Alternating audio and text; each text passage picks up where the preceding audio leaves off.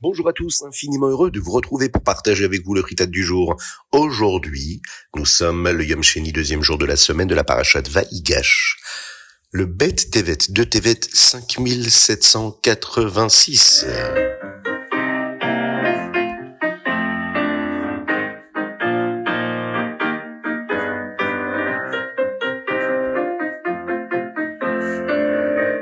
Dans le livre Shla Akadosh, dont l'auteur est le Rabbi Yishaya Halevi Horvitz, il est écrit que lorsqu'une personne ne peut pas étudier, elle peut dire les noms des Chumashim, des Parashiyot et des traités, et cela est considéré comme une étude.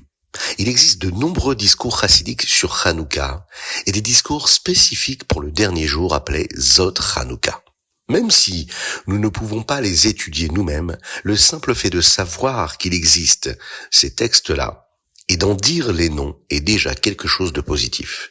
Le Admor Hazaken, le Tzemar Tzedek et le Rabbi de Lubavitch ont tous prononcé des discours spéciaux pour ce jour-là du Zot Hanouka que nous vivons aujourd'hui, le 8e jour de Hanouka, et qui souligne la grandeur unique de ce jour. Alors, essayons de le vivre comme il faut, avec toute l'importance qu'il faut lui donner à cette journée-là, et Ezrat Hashem, qu'Akadosh Baruch Hu fasse que les mérites de Zot Hanouka puissent venir et éclairer tout le Ham Israël.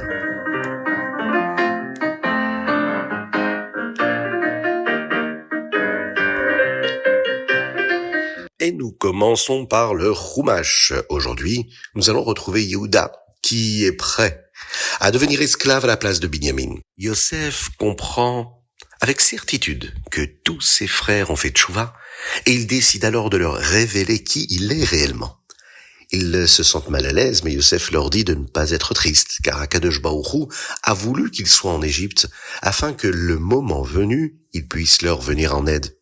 Yehuda dit, « Si nous retournons à la maison et que notre père voit que Binyamin n'est pas avec nous, il mourra, et ce sera de ta faute. Je me suis porté garant pour que Binyamin rentre à la maison. Si je ne le ramène pas, je perdrai aussi ma part dans le monde futur. S'il te plaît, permets-moi d'être ton esclave à la place de Binyamin. Je travaillerai bien mieux que lui en toute situation, mais je t'en supplie. Ne nous laisse pas rentrer à la maison sans Binyamin. Je ne veux pas voir ce qui arrivera à notre père. » À présent, Yosef était sûr que tous ses frères avaient fait tchouva. Il comprit que le moment était venu de leur révéler qui il était. Yosef ne voulait pas qu'ils aient honte. C'est pourquoi il demanda à tous ses serviteurs de quitter la pièce. Il se mit à pleurer si fort que tout le monde pouvait l'entendre, même les personnes qui se trouvaient dans la pièce voisine. Là, Yosef dit à ses frères, en Lachon HaKodesh, en langue sainte, « Je suis Yosef. Vous pensiez que j'étais mort parce que vous n'aviez pas réussi à me retrouver. Mais puisque j'étais vivant tout ce temps, mon père Yaakov a souffert continuellement, car Hachem fait oublier uniquement celui qui est décédé. C'est un miracle qu'il soit encore en vie, malgré un deuil si long. » Les frères étaient tellement mal à l'aise qu'ils ne répondirent pas. Ils reculèrent car ils se sentaient coupables. Alors Yosef leur dit d'une voix plus douce, « Approchez-vous s'il vous plaît. » Il leur montra aussi qu'il avait fait la Brit Mila. « Je suis Yosef, votre frère, que vous avez vendu comme esclave en Égypte. Mais ne soyez pas tristes à cause de cela. Hachem a voulu que je sois ici afin de pouvoir vous nourrir.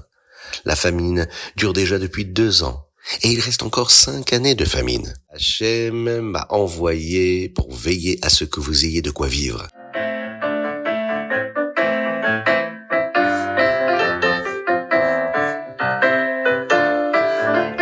Teilim, aujourd'hui nous sommes le 2e jour du mois de Tevet.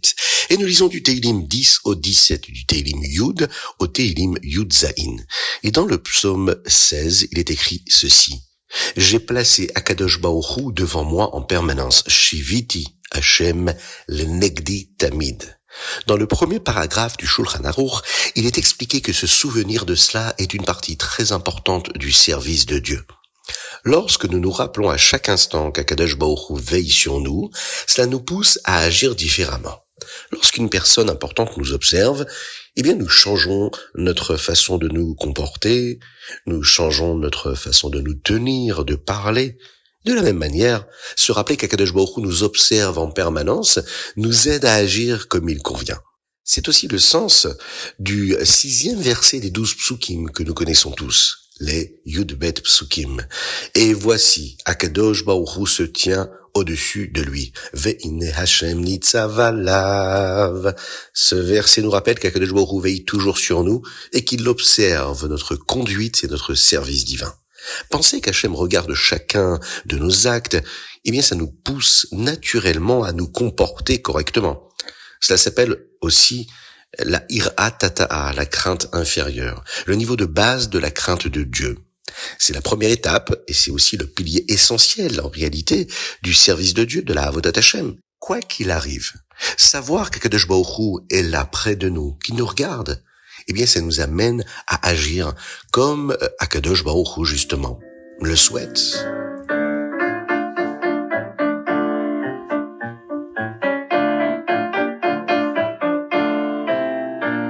Tania, aujourd'hui nous sommes dans le Perek Vav. Shlomo HaMelech a dit Ze leumatze asa Elokim. L'un correspond à l'autre, et c'est Dieu qui les a créés. De quoi s'agit-il? À chaque élément de sainteté correspond un élément parallèle dans la klipa. D'un côté nous avons la Gdusha, la sainteté, de l'autre côté nous avons l'inverse de la Gdusha, qui est représenté ici par la klipa.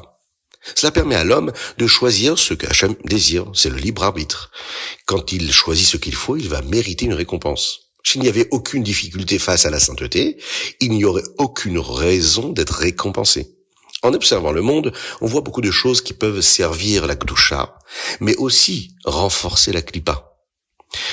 Par exemple, nous avons la possibilité d'étudier ensemble grâce à des moyens techniques, des moyens modernes qui nous permettent de communiquer tous ensemble, par exemple Internet. C'est le meilleur des exemples. Eh bien, nous avons chacun en nous également ces forces-là, ces capacités d'utiliser tout ce que Dieu nous a donné, tout ce qui est à notre portée, pour le côté de la Kedusha ou pour l'inverse de la Kedusha, Chas v'Shalom. En nous, nous avons cette force de Kedusha, de sainteté qui existe, mais il y a également, face à cette force de Kedusha, une force parallèle dans la Klipa. Tout comme l'âme divine possède des traits de caractère, l'âme animale en possède aussi. La Nefesh Elokit a face à elle ce que nous appelons la Nefesh Abehamit. La différence est que les traits de l'âme divine sont kadosh, saints, tandis que ceux de l'âme animale, eux, sont impurs. Les midotes que nous avons, les traits de caractère de chacun, qui s'expriment à travers notre colère, notre orgueil, notre ta'ava, l'attirance pour le matériel, les plaisirs du monde, sont basés sur l'intellect. C'est pourquoi un enfant dont l'intellect n'est pas assez développé se met facilement en colère pour des choses insignifiantes et va s'enthousiasmer pour ce qui n'a pas vraiment d'importance. La vérité, c'est que nous sommes un petit peu tous des enfants et parfois les adultes qui n'ont pas encore fait ce travail intellectuel de froideur d'esprit, de recul, de réflexion et d'analyse peuvent parfois se comporter comme des enfants, à savoir d'être très rapidement attirés et facilement par la colère ou par des choses insignifiantes, etc. L'âme divine, elle, aspire à la spiritualité. Elle aspire à la proximité avec Dieu.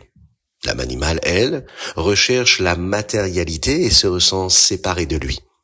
Puis viennent ensuite les vêtements dont nous avons parlé, les levushim de l'âme animale, qui sont la machashava dibur maaseh, la pensée, la parole et l'action. Ce sont eux qui influencent notre façon de penser, de parler et d'agir. Les vêtements de l'âme divine, de la Nefesh Elokit, sont la Torah et les mitzvot. Ceux de l'âme animale sont appelés dans le Zohar, dans la Kabbalah, les vêtements d'impureté, les Levushim Mesahavuta. Lorsque l'homme laisse l'âme animale décider comment penser, comment parler, comment agir, il revêt ces vêtements d'impureté qui le séparent de Dieu. Ça ne concerne pas seulement les fautes graves. Toute action qui n'est pas faite pour servir Dieu appartient à la Sitra Achara, ce que nous appelons l'autre côté. L'autre côté, c'est tout ce qui n'est pas le côté de la Gdusha. Il suffit de tester dans notre quotidien ce à quoi nous pensons, ce que nous disons, ce que nous faisons, ce que nous ressentons. Est-ce que c'est à mettre du côté de la Gdusha ou de l'autre côté? C'est un test qui est assez rapide. Tout ce qui n'est pas sain appartient automatiquement à l'autre côté. Et qu'est-ce que c'est la sainteté alors? Qu'est-ce que c'est la Gdusha? Eh bien, le Tanya du jour termine en nous disant que la Gdusha, c'est ce qui est entièrement soumis à Akadosh Baruch Hu et qui n'existe en réalité que pour accomplir sa volonté. C'est-à-dire que la motivation, la raison pour laquelle on va être attiré par cette chose-là, d'y penser, d'en parler, ou d'agir, de le ressentir, ce n'est tout simplement que pour une chose, parce que nous avons envie de nous attacher à Dieu. C'est le test. Bezrat Hashem, qu'Hashem fasse que nous puissions toujours avoir la lucidité et la clairvoyance de nous attacher à ce qui vient du côté de la Kedusha, à Kadosh Baruch Hu.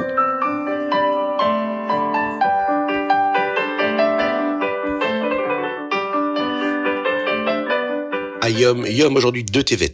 Dans le Ve'al Anissim que nous disons, dans la Tfila, dans le Birkat Amazon, nous disons que les Grecs voulaient les Ashkecham Toratecha ou les Ha'avira Mechu Keretzonecha. Les Grecs voulaient faire oublier la Torah au Béné Israël et les détourner des lois de ta volonté.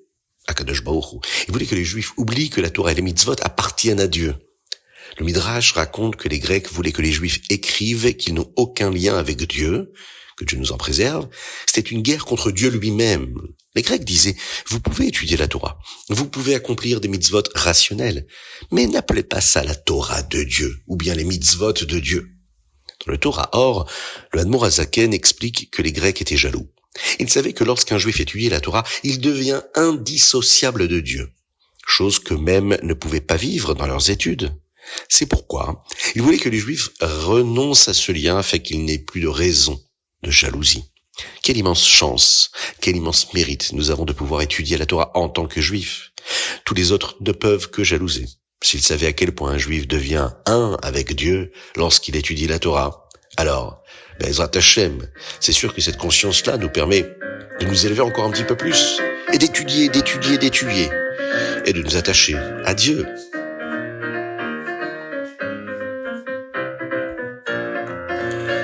Rambam, aujourd'hui nous étudions les lois qui concernent le prêteur et l'emprunteur, et nous sommes dans les chapitres 7, 8 et 9. Le Rambam ici nous dit que dans le chapitre 7, il faut faire attention lors du paiement d'un employé afin de ne pas inclure des intérêts. Dans le chapitre 8, il nous rappelle qu'il est interdit de demander un supplément pour un paiement en retard. Cela aussi est considéré comme des intérêts. Enfin, dans le chapitre 9, on nous rappelle qu'il est parfois interdit de vendre quelque chose avant qu'il ne pousse, car le prix réel n'est pas encore connu. Il faut donc attendre le moment où ce qui devait pousser a poussé et est devenu ce qui peut être vendu à sa juste valeur.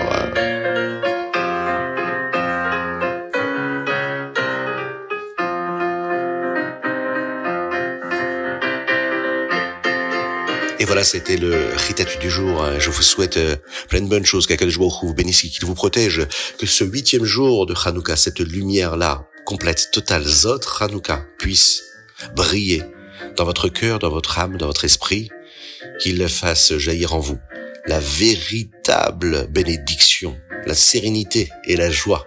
Qu'Akadosh Baruch Hu nous envoie le Mashiach, Tzidkenu Bekor Mamash, et que l'on se retrouve très rapidement tous ensemble à Yerushalayim, avec le Beth Amikdash reconstruit. Envoyez-nous vos dédicaces sur WhatsApp au 06 21 37 24 52.